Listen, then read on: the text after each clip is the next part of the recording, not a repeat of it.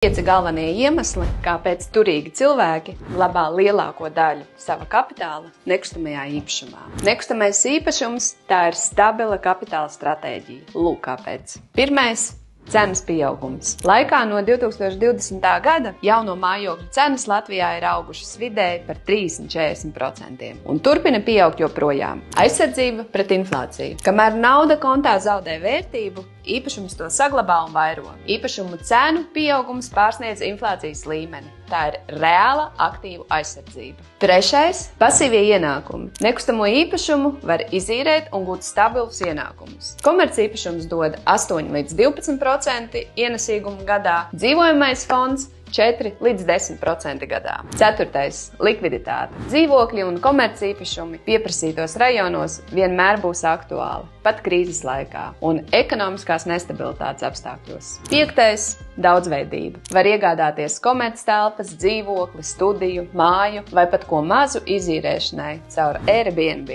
Ja tev ir vajadzīga konsultācija, lai saprastu, kur tieši ieguldīt, raksti. Palīdzēsim pieņemt gudru lēmumu. Kontakti zemāk un mana profila aprakstā.